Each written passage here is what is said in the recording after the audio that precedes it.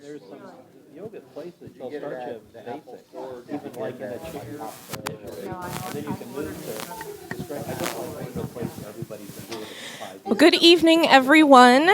Tonight, we are continuing with our Music and Faith series, and we have a very special guest. Face is probably familiar to all of you. We have the wonderful Dr. Josh Paszkiewicz with us, and you have a lot of titles and experience, and I would not even hesitate to get all of them correct. So, okay. So, thank you so much for being here with us tonight.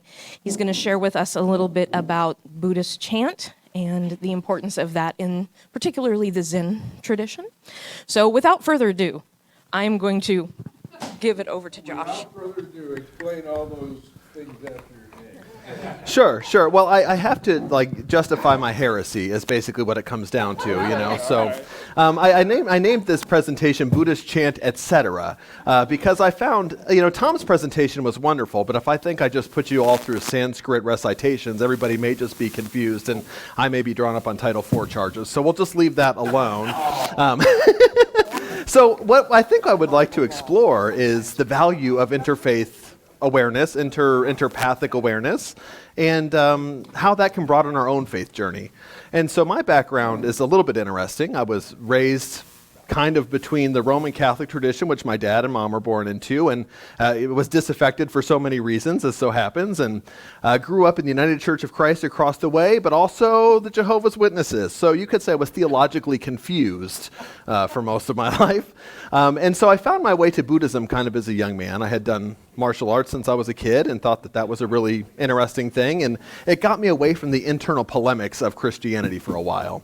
Now, interestingly, when I stumbled into Buddhism and became a monk, my preceptor was himself a Trappist monk. He became a Trappist at the age of 14 and a half. Pope John the 23rd, at the opening of Vatican II, sent him to India to do ecumenical dialogue, where he became a Buddhist monk, and he walked a concurrent path for the rest of his life. So that is kind of my heritage in that arena. And there's a big heritage for Christianity and Buddhism to speak to one another and to grow collectively from that experience. Professionally, I'm a nurse, work in psychiatry and mental health. I'm a licensed professional counselor, and so I like to draw that in too. What are the practical applications of religious praxis? And so I think we're going to try to tie a little bit of that together, kind of get a high-level overview of what Buddhism is, but not specifying the Buddhist liturgical music as a thing to do in and of itself, but asking what do we utilize this form of spiritual practice and discipline for, and how might we relate to that as people from other traditions? So yes, Buddhist Chant, etc. Apologize, Jen, for not keeping right to the agenda. So what? Yeah. I followed most of your credentials, but what is BCC? Board Certified Chaplain. Yeah. That one is probably the big. Yeah. If anybody's been through CPE, that's a doozy. So. Yeah. So objectives. What do we want to try to do tonight? Well, what Buddhism is. We need to probably figure that out if we're going to talk about what Buddhist chanting is. And I think we should ask, why should Episcopalians or any other Christians care about that? It's really from distinct parts of the world with distinct, you can't even say theological orientations because Buddhism is a non-theistic tradition. So why should we care?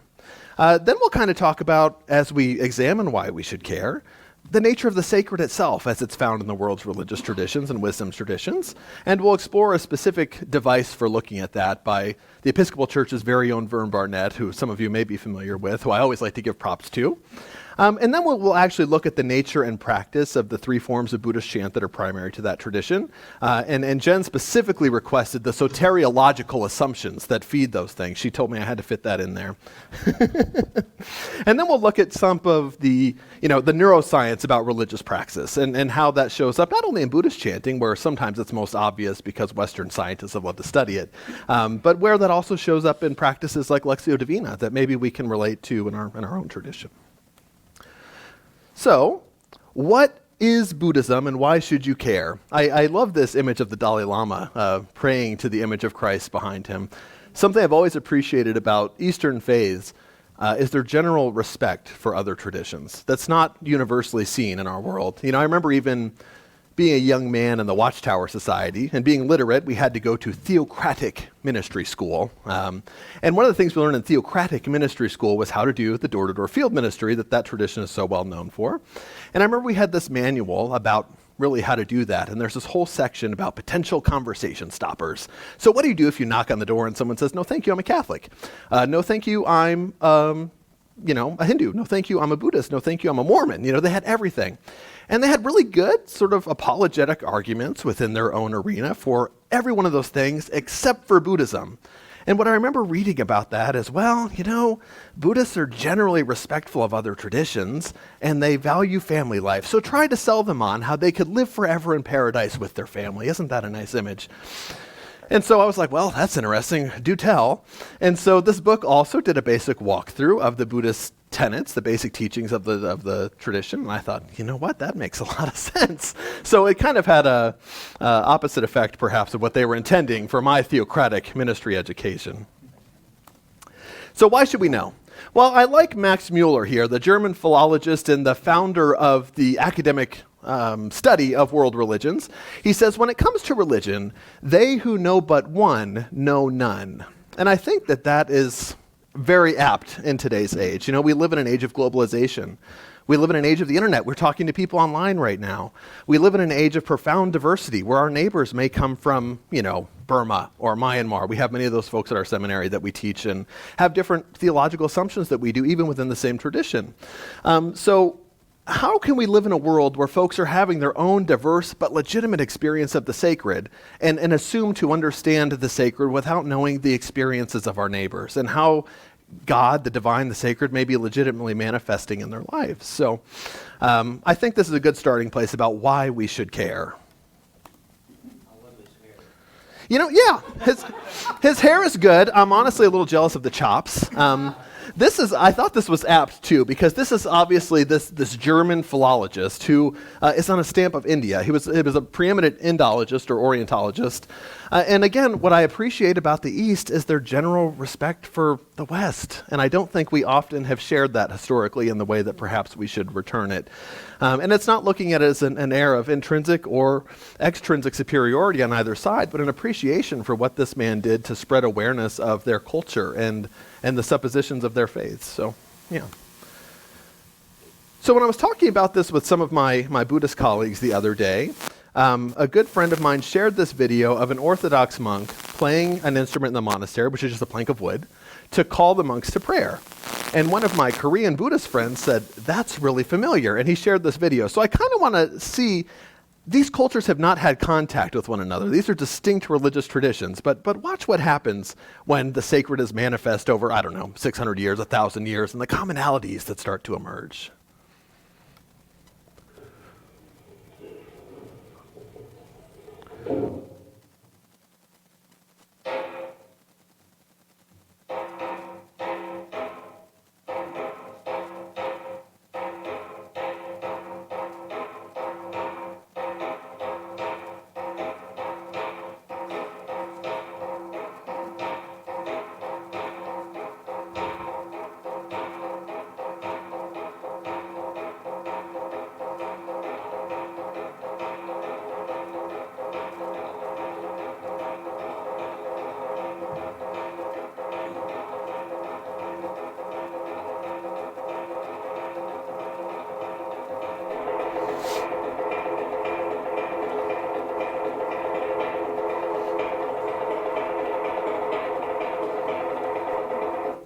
And I'm going to fast forward a little because it does go on a bit.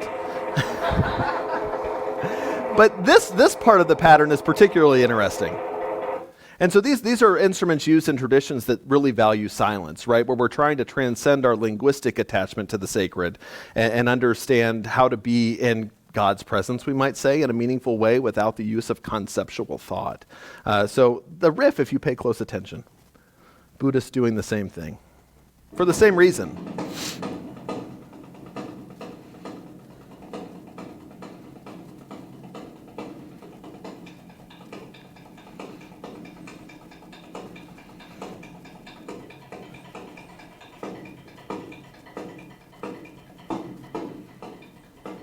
and the Buddhists also drone on. But you might start to get the point. I do think we have to relate this to music somehow. So we'll start there, that there's some suppositions in just the value of silence and how we're summoned to silence with attentiveness, which is how the sacred is most often found. And we'll see some themes of this as we go on.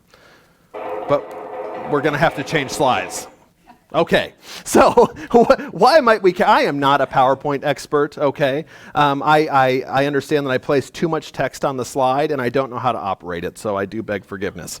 So why might you care? Why is interreligious literacy important? Well, I think as Max Mueller was saying, to understand our own tradition. We can't really know ourselves without knowing others. Without having a dialectical partner, how are we supposed to know what we're doing? I mean, it becomes sort of self-idolatry in a way. So interreligious understanding and literacy can help us know where we're at, where we situate ourselves in the world. It can also help us to ask new questions of our own faith and perhaps reinterpret aspects of it that we may have been walking through the motions of for our whole life and maybe underappreciated because we didn't come at it from the same angle that a similar practice might be approached in a different culture. With that, it can inspire us to move toward deeper engagement of our faith and to work toward responsible global citizenship. So when we meet other people that speak different theological language or have different cultural assumptions, we can understand our points of commonality and appreciate those things, but perhaps more importantly, appreciate our differences. Again, with this self-idolatry that we're prone to, I think, as humans of all cultures, the world gets pretty boring in the echo chambers that we sometimes situate ourselves in. So specifically in Christianity, as people committed to the Christian faith, we may understand that interreligious literacy can help us understand how the divine has been at work in the history of creation. One of my favorite documents in all of contemporary theology is the Nostra Aetate, which came out of Vatican II, back when the Catholic Church decided that, Jews weren't the enemy of the church, but also we should perhaps talk about everybody else also not being the enemy of the true faith. And it's a beautiful document that is how Christians should relate to other world traditions. And this is the supreme pontiff of the Catholic Church saying, look, folks, God is at work in the world in ways other than are known to us. Let's appreciate those things. Let's know those things. Let's celebrate those things. But again, I think it's also a call of modernity and increasingly post-modernity to just not ignore what's going on in front of us and showing up in our Facebook feeds and in the world around us. We look at what's going on in the Middle East between, Islam and Judaism, both in the Abrahamic tradition, and what a mess it is for just not being able to communicate with each other effectively. For people that talk about one God, I think we might really appreciate that, So, I think if we're going to talk about this, it's important to talk about the nature of the sacred in general, and perhaps to keep it in the Buddhist Chant perspective, where Buddhism is located in the world's religious traditions. Now, I put this beautiful, serene image on this slide because the next one is not that. So as the slide changes, you may want to avert your eyes. I do love my dear friend Vern, but sometimes his graphics are, exciting. So... This is not as schizophrenic as it looks. And what we're going to focus in on is this area. I don't know, does my cursor show? I don't think it does. So this area of what I think is really important, the three families of faith. And this is a really great tool for understanding world religion and where world religions find their value. So Vern was a student of Mircea Eliade at the University of Chicago, and Eliade is probably still the preeminent scholar of world religion. This is also work that's referenced by Tillich. Some of you may appreciate Paul Tillich, a very similar perspective. So essentially we can understand three families of faith, and these are problematic groupings. We have never, and Vern and I go back and forth on the labels. There's many ways you could label it. All of them are insufficient. Words usually are when it comes to the sacred. But if we want to be honest, we can look at primal faiths, Asian faiths, and monotheistic faiths. And so the sacred is primarily found in the primal phase with the self in relationship to nature, that creation itself beyond the human psyche is intrinsically holy, is intrinsically sacred.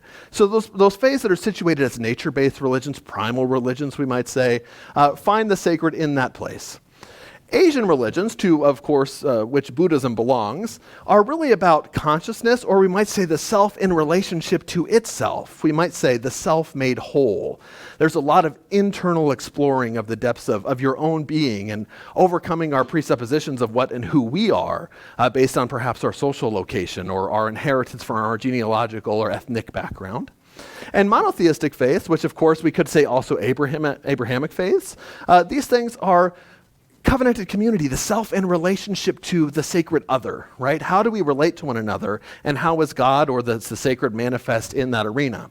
And I like that Vern also ties that interfaith understanding, why we should care. Each of these things has an intrinsic value that can answer one of the crises of our time. So the crises of secularization, not just in the sense of being a-religious, but in the sense of being fractional, of not being whole. These are the crises of modernity. So we have environmental crises. We have personal identity crises, the crisis of personhood. We have the crisis of community, of social cohesion. Just look around, all of these things are obvious. Every day in the news, we're talking about each of these things, right? And all of our traditions encourage us to ask them. You know, one of my favorite, I think it's a collect in the Book of Common Prayer, is the call to worship that is invoking God as you know, the cosmic God, God of the cosmos, of whom grants us stewardship over all of it. It's a beautiful image, right? So we try, but I think often, as Western religionists, ecological stewardship, and that's not our strong suit, you know? So we can learn more from folks who might place a primacy on that. So each of these faiths are really answering, you know, environmental crises, personal identity crises, and crises of social cohesion. Now, each of these crises also has a religious perversion, right? So the perversion of the environmental crisis is perhaps superstition, where we look at the perhaps only the anthropomorphic images that we could see in the divine in nature and only appreciate it in that way. The crises of personal identity, narcissism. This is a big one. I can tell you Buddhism has trouble with this sometimes. All of our great enlightened masters are always the most great and most enlightened masters because they have explored the depths of their own psyche, which must also be yours. And of course, social cohesion, you know, self-righteousness. I think maybe if we're honest with ourselves when we sit down in the pews from time to time, there's a little bit of that can go on. So each of these things has both a strength and arising from that strength, casting from that strength a shadow. And this is a tool that just invites us to be aware of those shadows, but also to be aware of what we can really learn from one another and how that can propel us forward into, again, more responsible global citizenry that is in touch, perhaps, with the sacred in a more fuller dimension than we might be limited to in our own exploration of our faith. So, again, why should we care? So, why should we care about Buddhism? What is Buddhism? We can talk about that now. So, Buddhism is a religion that arises about 2,600 years ago, so about 600 years older than Christianity. And it's hard to talk about as a monolith, right? Because if Christianity is some 2,000 years old, how many denominations are there, right? Well, Buddhists have had 500, 600 more years to create more denominations and fractions, so we haven't quite figured that one out, but not one of our gifts either. But it's a very diverse faith, but there's some essential points that all Buddhists hold dear. So, arises in the Indian subcontinent 2,600 years ago, is today the fourth largest world religion if you ignore the non-religious. If you count the non-religious, fifth or sixth, and the non-religious take fourth place pretty consistently, and that's rising. And in essence, it's important to situate Buddhism as an outgrowth of the Hindu subculture. Now, as Western people and Western academics in particular, we talk about Hinduism as if it exists. It's not a thing. Hinduism is a convenient tool to address an entire 5,000-year documented history of religious traditions that relate to one another, that speak to one another, but are not coherent, not copacetic or congruent. It's very diverse, and it's a very problematic term in a lot of ways. But it comes out of that bedrock of what we might call Vedic religion. And what I think is unique to understand about Buddhism is that it's a very portable religious tradition. And I think that portability comes from its rather unique place as being a non-theistic tradition. Buddhism has no opinion on the existence or non-existence of deity. Shakyamuni Buddha, the founder of the religious tradition, had about 10 questions that he refused to answer when asked, and that was one of them. And so people might think, well, that's a cop-out, but he said, look, the point is, what I've discovered in my sojourn through this life is that it's not an important question to learn to be well enough to maybe be considering yourself saved in this very life. He's like, look at all around in our subculture of religious traditions, everybody's arguing about this thing that we can't routinely see, measure, dialogue with in an open way that dialogues back with us, and that's problematic. So what happens if we just set that aside for a moment and see, is there salvation beyond that conversation? Buddhism did that pretty okay, I think. And so we see, I put Jew-boos, Budeo-Christians. There's a lot of hybrid Buddhists out there in the world. And I think probably most Western Buddhists are hybrid Buddhists. Again, my preceptor was both the senior American bhikkhu, one of the first American Buddhist monks, and a Roman Catholic Trappist at the same time for his whole life. And the Roman Catholic tradition today, that is also a very common tradition to mingle. There are many a Jesuit that have gone and trained in Japan with the preeminent Zen masters and become lineage-holding bishops, if you will, concurrent with their statuses as Catholic clergy and Jesuit missionaries. I teach at Avila University, and I've got a colleague, our last sister on campus, that spent 30 years in Japan. And we know a lot of the same people, and it's a great dialectical partner to have there, because when she gets up and has to speak about the charism of her own order, she always tells a story about, I remember arriving in Japan and then asking myself in really short order, what are we doing here? What do we have to offer these people? And this is in front of our whole student body, and she paused and she's like, I didn't mean to say that out loud. So where do we go from here? Yeah. So what does Buddhism teach? Well, Buddhism, this again, I said there's a lot of diversity, but what it really comes down to is 4 fundamental suppositions that come down to 4 Sanskrit words. Sanskrit to Buddhism is kind of like Latin to the Western church. So dukkha, samudaya, nirodha, and marga. And I try to relate these a little bit sometimes to Christian theological suppositions because, well, that makes them more relatable. Again, dialogue is helpful. So the first word, dukkha, literally means a wheel that binds. It's the fundamental brokenness of humanity, right? What I like about that image, though, is not that all is lost. If you've got a cart, you've got at least 2 wheels, probably 4, and what this word means is one of them binds. Not all of them. Doesn't mean the whole thing's useless. Doesn't mean you throw out life because they're suffering. It means that life goes along, but by golly, there's a lot of hiccups. So what do we do about that? The second teaching here, samudaya, it says, what is the causation? How does this wheel get sticky? How does this wheel bind? And basically, the Buddha taught, and the subsequent lineage teachers have taught, that we get ourselves into this mess of dukkha, of this bounded wheel, because fundamentally we see the world in a way other than it is and engage it accordingly. We treat things that are fundamentally impermanent as if they were permanent, and we treat our cravings and desires as if they were realities to be grappled with. And when those things prove themselves to be other than real, or when impermanent things, which is all things, prove themselves to be other than permanent, a wheel stuck. Man, and time again we do that, right? We do it with our relationships. We do it with the strings of letters behind our names. I can't seem to give up the ones that I don't even proactively use anymore because, gosh darn it, that's me. It's not impermanent. It's not something I did. It's something I am, right? Crisis of personhood and narcissism. So we move down to nirodha, the good news, if you will, that things don't have to be this way. You can let go of some of those letters after your name. And the good news is cessation is possible, okay? And then marga. I love marga, means the way. How often do we see that in world religion? This is pre-Buddhism engaging with Taoism and indigenous Chinese religion, which is also the way. Early Christianity, the way. There's these common archetypal, prototypical themes of spirituality that are perennial. So how do we get to this good news of cessation? Well, we learn to recalibrate our perceptory faculties and allow our perception to be perception rather than projection. So when we can see things as they actually are and then engage them accordingly, all of a sudden this whole thing loosens up. In other words, WD-40 exists, you can apply it to your wheel, and all of a sudden it works. Now, Zach tells me that's not an apt metaphor because WD-40 is only a temporary fix. You need to put some other oil in there, but I am not the facilities manager at St. Andrews, so I defer. Yeah, but nothing is permanent. Nothing is permanent, right. So this recalibration of perception and cognitive assumption is accomplished through a 3-fold cycle of, bolded here, spiritual training rather than belief. Now, one thing I like to criticize about the word belief, to reference Verne again, he will always talk about, Greco-Roman religion. He says the way we treat this in the West as modern theists is really kind of bizarre. It's kind of an American invention to relate to belief in this way. If you were to ask a Greek, do you believe in God? They probably wouldn't know how to answer that. And again, I think he's taking this point from Eliade. They would simply point to the temple. They might just, do you believe in God? The church exists. What do you mean, do I believe in God? Etymologically, belief, be lub. Lub is the root word of libido. I find that fascinating.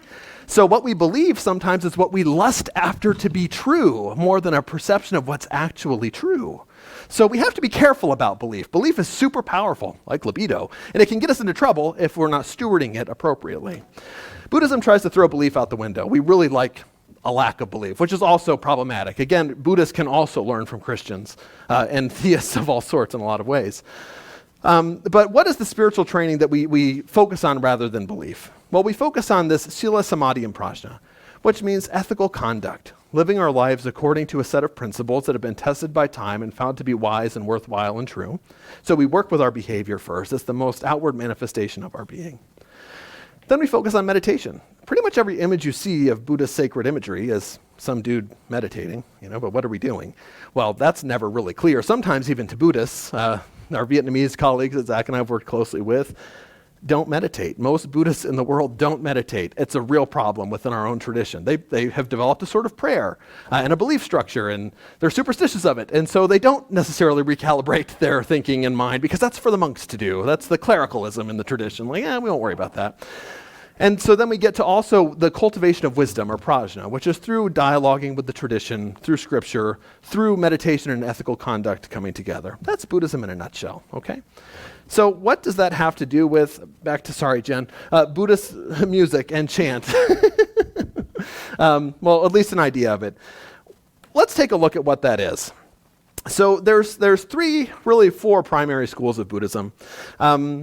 We can look at them through a Christian lens in a way. So we have Theravada, Mahayana, Vajrayana, and Zen. I kind of have been trained in the fourth school.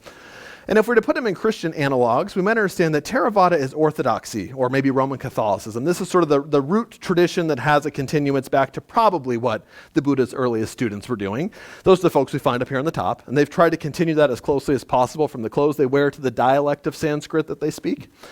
And then we have Mahayana. We had a Protestant Reformation in Buddhism. It's the greater vehicle. And that's how they refer to themselves, Maha, great, Yana, vehicle. So, there's the way of the elders, the Theravadas, but we're newer, we understand better, thank you. We're the greater vehicle. That's actually representative of this second video. Then we have Vajrayana. The Vajrayana crew is really interesting. Western scholars of religion didn't even associate it with Buddhism when they first discovered it. Really, it's in the Himalayas, Tibet, Bhutan, Mongolia. And this was kind of a mixture of indigenous Bon shamanist religion with Buddhist ideas. And it wasn't recognizable as Buddhism to the outward world for a while. And so we might associate that with something like Santeria, a native shamanistic religion, voodoo or something, meeting Roman Catholicism and having a baby. It's really interesting, and if you want to pray to control the weather, that's the way to go. And then finally we have Zen, which is more obscure even in Buddhism, and to the Christian analog, we might talk about it as restorationism. It's like, y'all all got it wrong, and we're going to try to go back to the original way we were doing it, doffing all of your assumptions that have derailed the ship. So the chanting is interesting because it looks a little bit different. Again, in this chant, the Pali chanting, was a dialect of Sanskrit. This is a recitation of scripture. It's a big communal activity, just reciting scripture. Remember, Buddhism came about before Gutenberg, certainly, and so we had to find a way to transmit the teachings through time, and it was through recitation. And so this is what a lot of Buddhist praxis looks like in the world. Specifically Southeast Asia, this is common.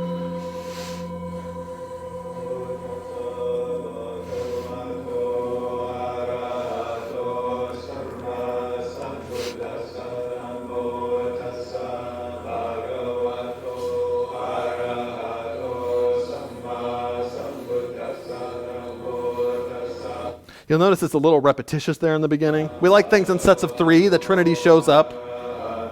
So let's skip ahead a little bit if I can do it on this device. I can't. Does anybody know how to make this fast forward? Is there a mouse on the device? Yeah, but it's not working. Anyway, it sounds like that. This is a little bit more exciting.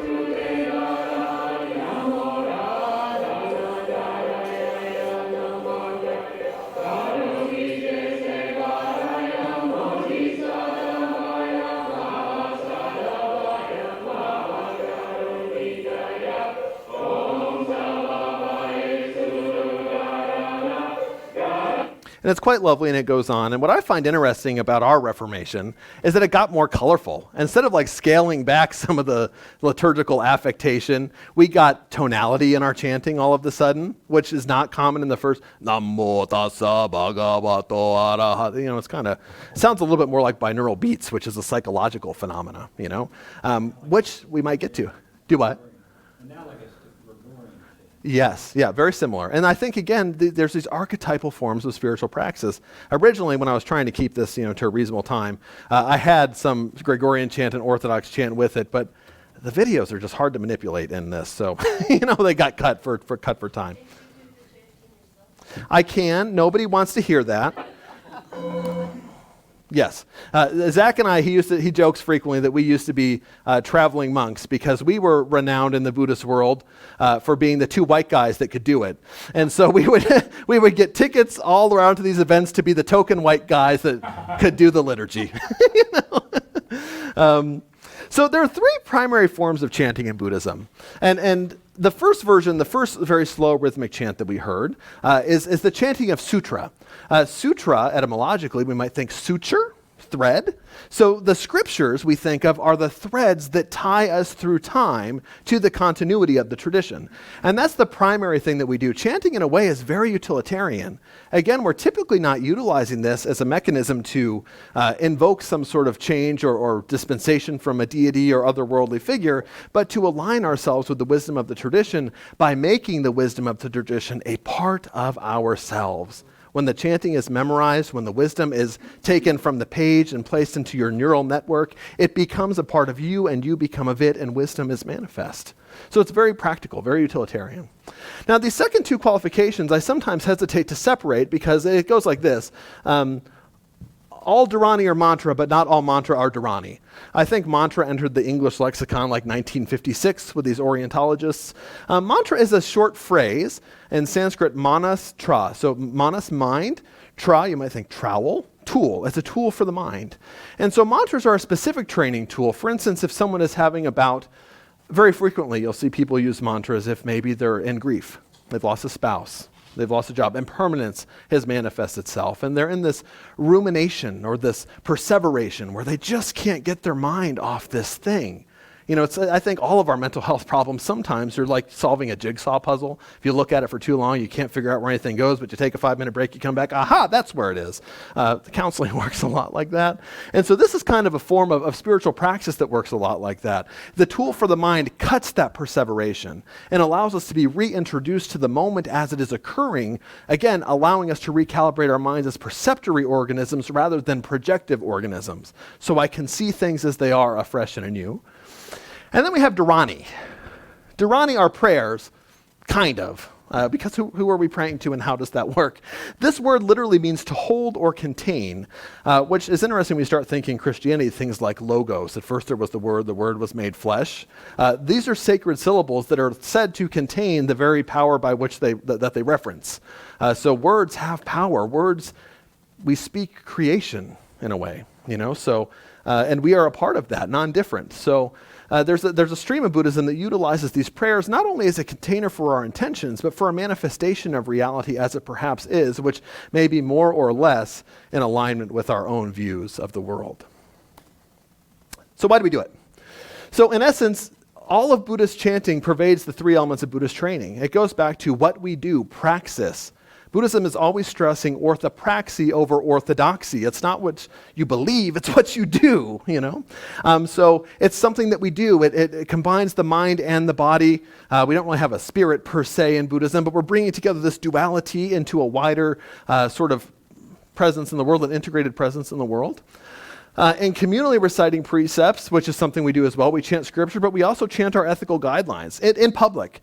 The Buddhists come together and we say, hey, community, every week, what have we committed to do and how have we committed to be with one another?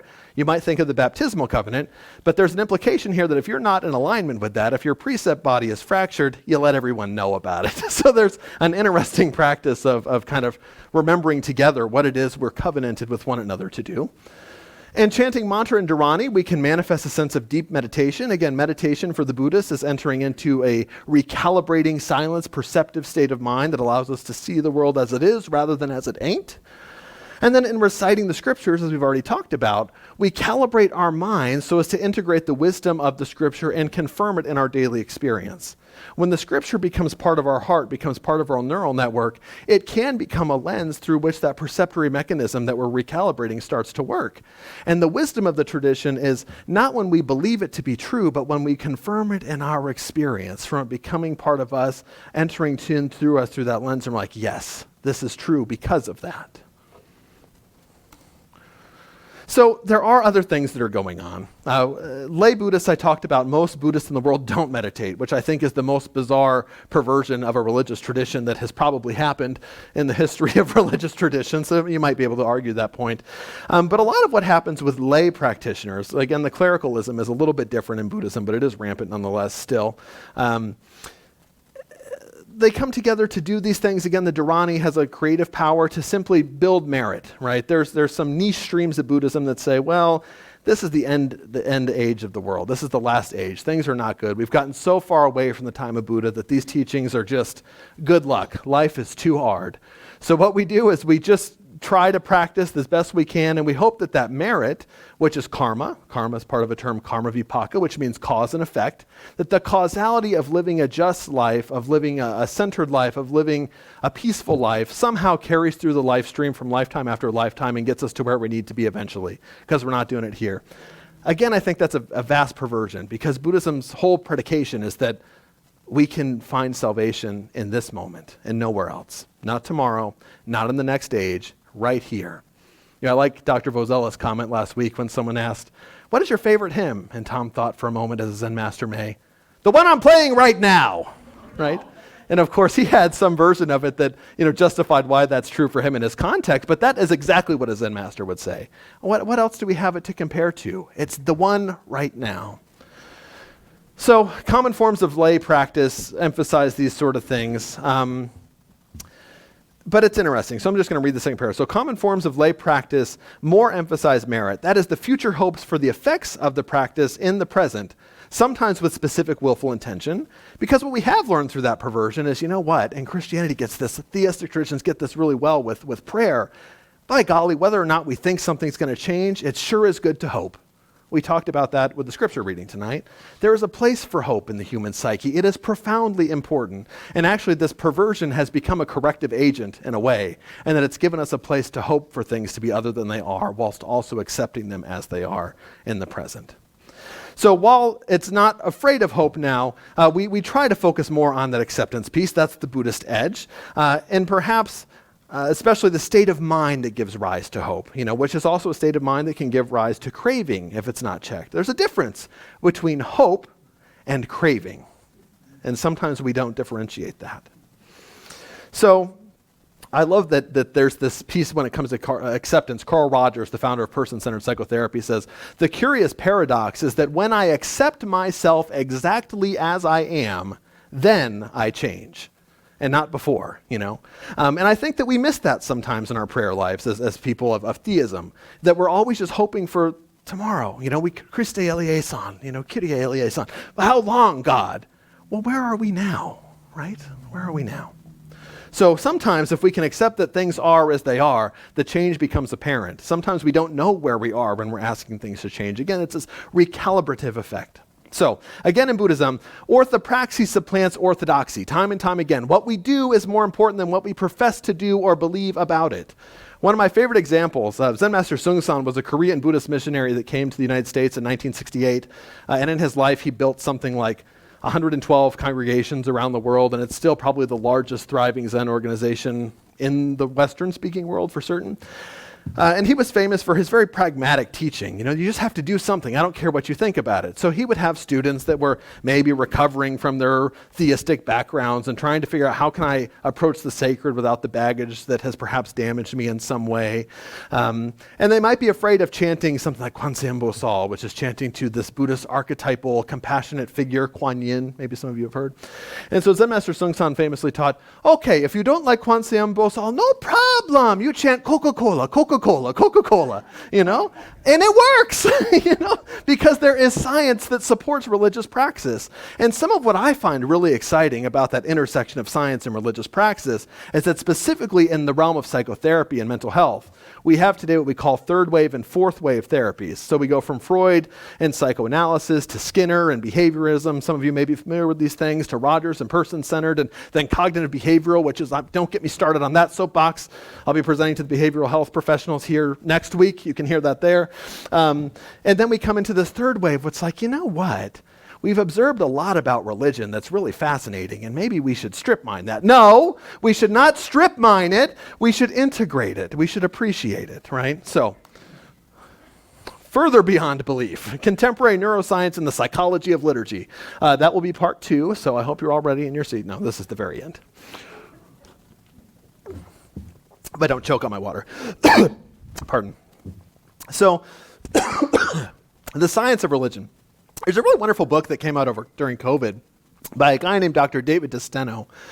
And he has a lab that researches just the psychological effects of religious praxis, and not with the intention of necessarily doing anything with it at this juncture, but he's gone kind of across the lifespan. What are the rituals for welcoming life into the world? You know, what are the rituals for walking women through maternity and through naming children? And how are those things important? What are the coming of age rituals that religions celebrate and are important, from the Abrahamic phase to Shintoism to Taoism to Hinduism to Buddhism to Zoroastrianism? What are the things that sustain us through the life cycle? You know, as we're young adults, you know, what are the rites of making families? What are the rites of moving into maybe the end stage of life and celebrating people in our community that may have disappeared in their physical vestige? And what are the effects of those things on the mind? So again, to some significant degree, what science is finding is that it doesn't so much matter what you believe about what you're doing, but what you're doing does matter. But sometimes what we believe about what we're doing, so long as we're doing it, can amplify it, and that's kind of interesting. So these benefits can be broadly absorbed across life as the rituals and prayers that accompany eating. I find this one fascinating as someone who's trying to become a slimmer version of myself, a more impermanent version of my midriff. When people were asked in DeSteno's lab to, every time they eat a meal, to divide the meal into, cut it up into a specific number of pieces, then rearrange those things into a symmetrical pattern, and then tap 3 times on each piece before they ate it. Granted, I'm burning calories talking about it. Those folks consistently ate about 244 calories less than other people. If y'all have ever seen a Buddhist meal chant, my goodness, you work up an appetite doing it, but there's this whole thing about dividing 7 grains of rice before you eat, and someone has to go outside and pray and give it to all the hungry energies in the world that might not have enough, that might not have sustenance, and there's scriptural reasons that we have 7, and it's all poetic and lovely, but then everybody has to watch the abbot, because when the abbot's done, you're done, and there's a specific order that you don't leave even a single grain of rice left in your bowl. It's quite an ordeal, and in fact, most monastic traditions have some variety of this. The Benedictines are far too nice and easy on one another, but if you go to some other varieties of Christian monasticism, you see similar things. I love the Benedictines, mind you, but I also like the idea of being a spiritual hard ass and self-flagellation, but I don't know what that means about me. So also, we find that this group of people, when they were going through this ritualistic eating process, if they added just one step, which was to pause before the bite, they were 25% more likely to choose healthy foods over non-healthy foods. So a carrot instead of a piece of chocolate, right? Which is fascinating. And this is the power of mindfulness. This is the power of consecrating our experience. Of course, we've tried to strip mine this a little bit and say, does this work without the poetry? The answer is that it does, and we'll get to reintroducing it. So what we've also learned about religious people and the power of belief, because belief is important, it's just not probably more important from a psychological perspective than orthopraxy. Religious people show significantly less anxiety on the neurological level about making perfect choices and about facing errors than non-religious people. So if we situate ourselves in a wider hole that we can lean into and trust, somehow we find that on a neurological level, not on a sociological survey, but on a neurological level, we are showing less cortisol, epinephrine, norepinephrine, stress hormones in the brain, more acceptance of things as they are, which is to be broken and imperfect and not within the realm of our control. Boy, I tell you, my clinic every day, this is the problem with young people, So so many of the forms of religious practice function through synchrony. That means doing things communally, doing them together. So this is found commonly across various forms of practice, especially chanting. See, Jen, I'm not totally off topic. Especially chanting and singing. Especially chanting and singing, perhaps like we see more across the street, or maybe subtly we're moving together, or genuflecting together, or kneeling together, whatever the case may be. Motor synchrony is the effect of what we're talking about here. We've understand infants actually start utilizing this as early as 15 months to learn who's in and who's out, who's safe and who's not. This is interesting when we think about why do we come to church every Sunday? So DeSteno's lab, again, did a wonderful experiment where pairs of participants, total strangers who didn't know one another, were given headphones, and the headphones within the groups were either selectively synchronized beats or asynchronous beats that didn't line up. And the participants were asked to tap their knees to the beat of the headphone. And what we found is that the folks that tapped together, did not know each other at all, were wearing headphones, tapped along to the beat, reported as statistically significant, which in the realm of science can mean nothing much at all, but also something really big. And in this case, it's really big. Statistically significant, greater connection to one another. Social cohesion is manifest simply from being together and pretty much doing anything together. So later, those same participants, who in this case, the ones that had tapped together were still paired together, and the ones who tapped asynchronously but were together were paired together, were tasked with a difficult thing to do, which was variously assigned. And 49% more likely, the ones that tapped in sync, to come to one another's aid. So by that, and this is not through sustained practice. This is one experience of sitting down, Don, and we're just going to tap together 3 times, and all of a sudden you're my buddy for seemingly life. That's kind of cool. Social cohesion manifests through spiritual praxis. So one single synchronous act tripled the rate of aiding total strangers. And this effect was demonstrably magnified when a religious or sacred element was added to it. So in other words, when I'm learning that, we genuflect together for a reason, we have a common purpose in doing this thing, it's not just random, significantly amplified. So some interesting things about music, breath is important. In fact, when I teach deep breathing, because it's very important to mental health too, I often ask folks, do you have any history in choir? You don't want me to be singing. I don't have a history in choir. But if you have a history in choir, you might know diaphragmatic breathing. Diaphragmatic breathing is what's encouraged for both the mental health application of deep breath to counter stress and anxiety. But it shows up in prayer in an interesting way. Even Lectio Divina, we'll come back to that. So when people pray, the average, we want people to be breathing like 12 to 20 breaths a minute. Below that, you're, tachypnic. Sorry, I'm getting my Latin confused there real quick. But anyway, it's not healthy. You're doing something wrong with your physiology. So you want you to stay somewhere between 12 to 20. So most people average 14. Nurses never actually count that because there's not enough time. So what was the breath rate? 14. Everything's fine. Do a review the next time you're in the hospital, if you're in the hospital. God bless. It'll be 14 on all of your documents. The Joint Commission hates that, by the way. But when we pray, that sinks down to 6. And it doesn't seem to matter what form of prayer. When we sing, when we chant, it also gets down to this place that in an ordinary life would actually not be good. It'd be kind of problematic. We might not be getting enough oxygen to our organs, which maybe that's how you manifest mystical experience. I don't know. We haven't gotten there yet. But and also we see increased vagal tone with that slow, deep, rhythmic breathing. What does that mean? Well, basically the nervous system has 2 parts that we're going to talk about. The autonomic nervous system, there's the sympathetic and the parasympathetic. Sympathetic nervous system is where in modernity we love to hang out. It's I think I need to fight a bear, so I'm going to put my dukes up and I'm going to get ready to fight the bear. The problem is the looming deadline on my presentation at midnight, thanks Jen, was not a bear, right? So why am I hanging out in this fight or flight sympathetic nervous system activation? What accompanies that? Shallow, fast, tachypnic breathing, right? We don't want to be there. It produces cortisol, epinephrine, norepinephrine, and when those things hang out in our brain and neural system for too long, they atrophy the hippocampus, and we wonder why we can't remember anything and why we're depressed, right? So this is where we're living. Well, when we increase the vagal tone, when we slow down, unlike my presentation meter, we start to realize that we're moving from the sympathetic activation to the parasympathetic activation, the opposite side of the nervous system, which we call rest and digest. And this is the place of prayer, where we realize at a neurological level, everything's okay. I don't have to fight a bear. There's some overwhelming sense of perpetual all rightness. So this is even studied specifically in Lectio Divina.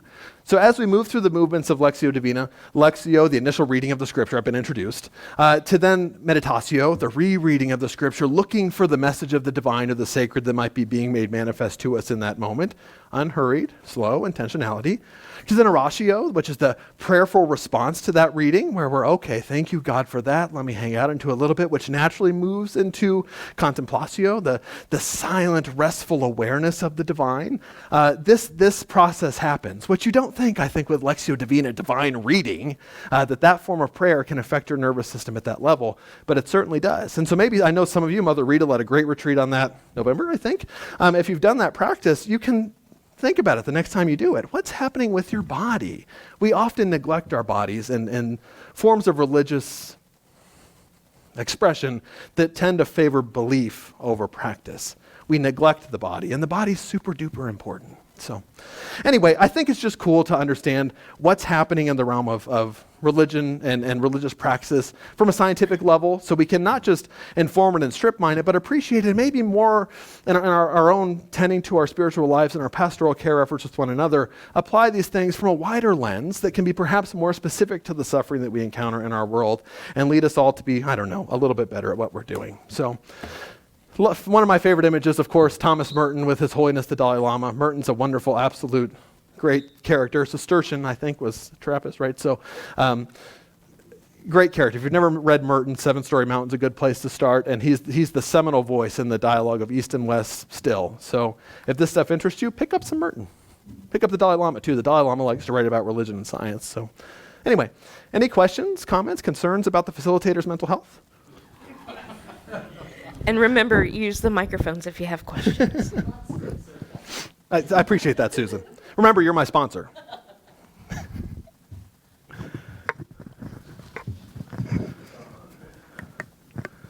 I think it may be on, yeah. Yeah. I might add a couple of points. Buddhism actually is more than just an offshoot of Hinduism. 80% of Buddhist practices have a basis in the Veda and Hindu. Yeah. The mantra is Hindu. Mm-hmm. The only thing that's not Hindu really is the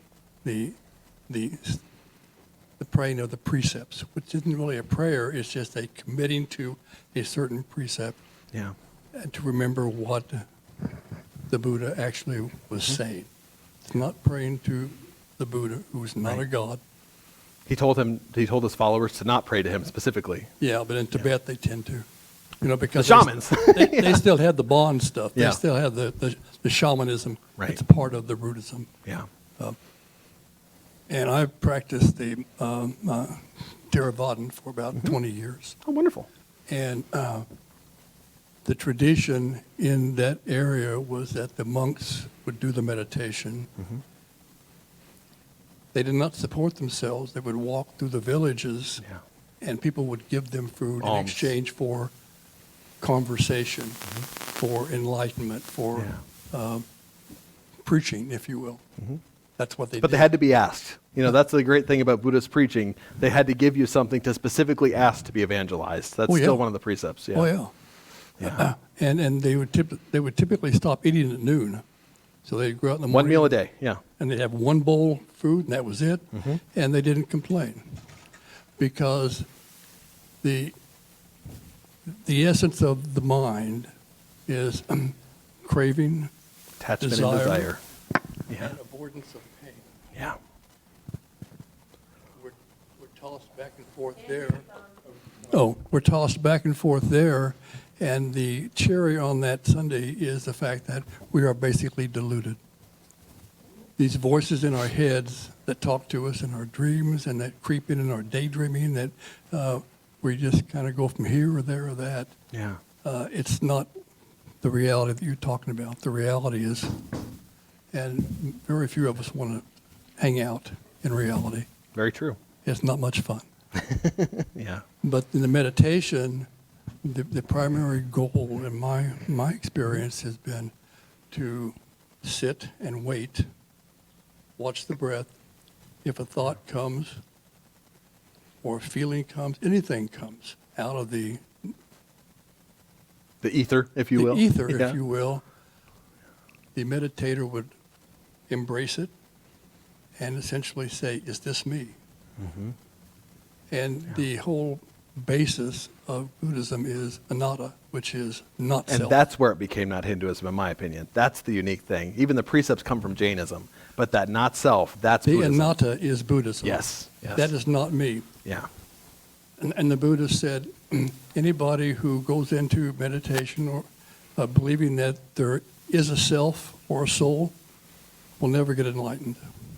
Likewise, anybody who goes into meditation believing there is not a soul is not going to get enlightened. Yes. It's the questioning. It's The question itself. It's the question itself. Is that me? Is that me? And after you do this for 20, 30, 40, 50 years, you end up, as the Buddha did, I can't find me. I don't know who I am. Because it's not dogma. It's the praxis, the asking of the question, not saying there is or isn't, but entering into that awareness, the perceptory organ of the mind that eventually elucidates reality. It's the asking the question, is that me? Yeah. Yeah. So you made a mention of the place of the body in this. Can you revisit that for a second? Yeah, I mean, it's kind of, there's a number of ways that Buddhists specifically focus on the body. A lot of training in Theravada Buddhism is sort of scanning the bodily sensorium, and also asking, to whom does that belong? Where does that come from? What is this body that I'm so attached to, that I'm so concerned about the outcomes that are applied to it? So the anatta, not self, applies to not only our psychological construct of a me, but also our bodily construct of a me as something that's permanent. We know approximately every 10 years, with the exception of maybe a few neurons in the cerebellum, every cell in our body is completely new. So we exist functionally, seemingly, you and I are having this conversation, but I look quite different than I did when I started exploring these traditions. You look quite different than the Father Coyle that was in the presentation of 20, 30 years ago, right? So who are we? So we pay attention to the body from that perspective, but also realizing that change is an invitation into the reality of being, which is beyond the attachment to that. So that's one angle. There's tons and tons and tons of angles, though, for being able to steward the body. Because again, ethical training, precepts, shila, is so much about what am I doing with this thing that I think is me, And if I neglect that it's real and that it has psychological phenomena that arise from, various aspects of neurology kind of arising somehow, which science has no idea how that works, by the way, not a single clue. We know the discrete structures of the mind, but we don't know how they talk to each other and create a me. We have no idea. That can be a profound place of all sorts of fruitful spiritual praxis. So, I mean, I could give 4 hours of talking on just that point. So, It seemed at one point you made mention in one of the traditions that the body isn't really important. That's not really me. yeah. So my interest in this point is in one of our classes, we're reading N.T. Wright's Okay. book on hope, the Surprise of Hope, in which he's really pushing the traditional Judeo tradition of the body being, Yeah. there's material and ruach, and we have a nefesh, and Yeah. without it, we don't really have a me. Yeah. Buddhism would tend to agree, actually, because again, the fundamental supposition is not self, that the self isn't actually there, but the apparent self is compounded in aggregate. It is carbon, and it is electrical impulses, and it is neurotransmitters, and it is cerebral spinal fluid, and all of those things have to be present alongside the outward sustaining influences that support homeostasis for that effigy, if you will, to come into being and interact, right? But we don't attach to that as something other than that, right? It's the realizing, that's there. What is that? And I'm not it. And I'm not. And what do we do with that? And where does the I go when it dissipates? And to beyond the body and beyond the concept. Yeah, and it seems that the mindset of modern Christianity is so Greek in its orientation that we are spirit only, and all of this business, it was Paul's problem with the Corinthians. Absolutely. And so I'm really interested in the dialogue here of those two, because if the traditions, as ancient as they are, if we're not really in touch with the ancient traditions, we're not able to mine the spiritual depths that are there. At all. And it seems to me then we're really not equipped to deal with what's going on. I think that's I true. love that chart. Yeah. That's the perversion of our spirituality, Yeah. right? Yeah. I love that chart. I want that chart. I can send it to you. Yeah. That was it. That was, You're on, Russ. that was a good question. I liked what you said about the body. When you started out, you threw me into Iliada and Teleka, of all people, because the typology you put forward, very different than Teleka's, but it. Sure. I think where same. Tillich emerges is the sacred in religion is the matter of ultimate concern. Right. And so the matter of ultimate concern being ecology, sacred community, the self-made whole. Right. You all are having a seminary education tonight, whether you want it or not. The other thing is, an important book to me is a guy named Paszkiewicz. He's an anthropologist from Washington U in St. Louis. Okay. And he wrote a book called Religion Explained, and it's a integration of the sort of neuroscience of the mind. Yeah. But inference plays a big role. He was observing Africans who were, I guess, I'm not sure, animists, I guess. Yeah. But his explanation made it very clear that it's the organization of the mind that controls all of this stuff in some basic way. Yeah. And I just offer it to you because it's well worth it. Yeah, I'd love to check that out. That stuff, I'm just a nerd about it. I think it's fantastic. I can tell. And I love the mystery of it.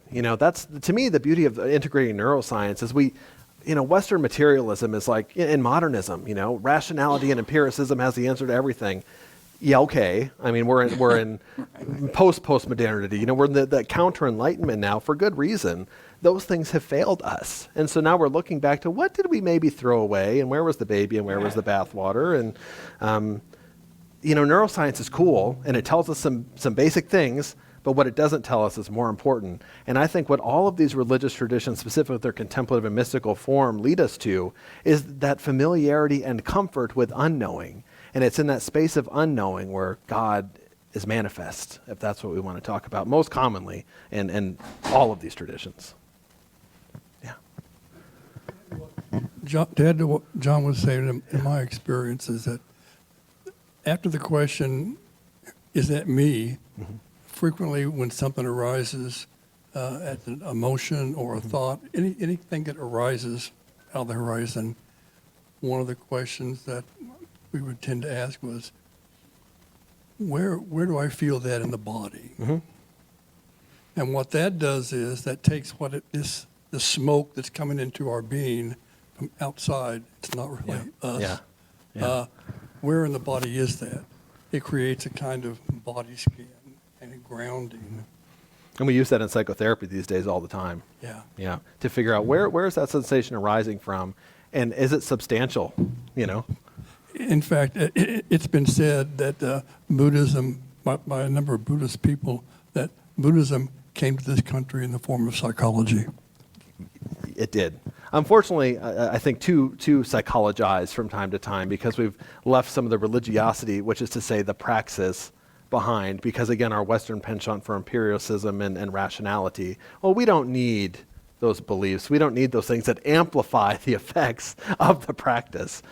They deserve the attention that tradition has given them for a reason. But moderns, we really like to think we know better and neglect that in favor of the idol of me, which certainly knows who I am. Thank you very much. Yeah. Anyway, yeah. So when you introduced yourself, you had like 3 different religious growing up, Yeah, a bunch. Okay. Yeah. But I was wondering, did Buddhism kind of when you study it, did that kind of give you comfort in terms of bridging all that? Because I'm pretty sure you had a lot of conflict. I borrow from one of my spiritual mentors who is simultaneously in his career has been a Catholic priest, a Zen master, and a UU minister recently retired, talking about a physiology of faith. And I very much relate to it.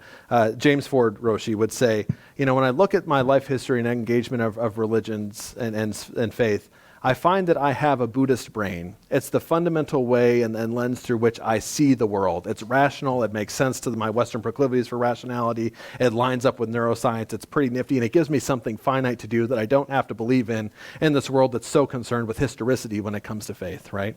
But a Christian heart, you know? Having grown up in that tradition, my earliest memories of the sacred are in the Latin church, you know, and the sounds and the smells and the imagery, and it's sometimes counter-rational for me. It doesn't make sense, but it's there, you know. It's like that's at my core, and I have to grapple with that as my cultural inheritance. Sometimes worse, sometimes better. But then beyond that too, there's this humanist stomach that has not a lot of digestive tolerance for things that don't hold up to the test of what is real in experience, right? So, Buddhist brain, Christian heart, humanist stomach. Anyway, I think we're maybe out of time. I'd love to talk to anybody afterwards if you want to chit-chat, but we can let our folks go online. Maybe, Russ, yeah? I just wanted to make one comment, and that is you didn't talk a lot about music. We don't do music in Buddhism. We're like bang some cymbals and chant. That's well, I don't. Liturgically speaking, I don't think music is part of what we do in liturgy. But when I sit in another priest's church and it's the liturgical rhythm of that person that I relate to. And some people have it and some people don't. I agree. Beloved guy, Bruce Rotchen, didn't have it. He was a great man in many ways, but wow, he went to St. Mary's of all places. I mean, that's a hard place to fit in without having it, isn't it? That's right. I mean, he just didn't have. There's an internal rhythm. Yeah. And what happens to the people in the congregation is they feel that. So we call the officiant in Buddhism, specifically in Japanese Zen Buddhism, the doshi, the person that leads the way. And the job of the officiant is to carry the liturgical spirit with such a gravity that it emanates into the congregation. And so that's a spiritual gift, for sure. And that happens, in some churches, the choir and the music does that.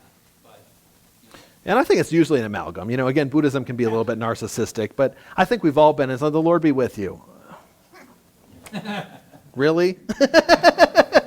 Yeah. Anyway, thank you all for your kind attention. Josh? Oh, yeah, sorry. I just wanted to comment, as your father, I'm very proud of you and the man that thank you've you. become. Appreciate that.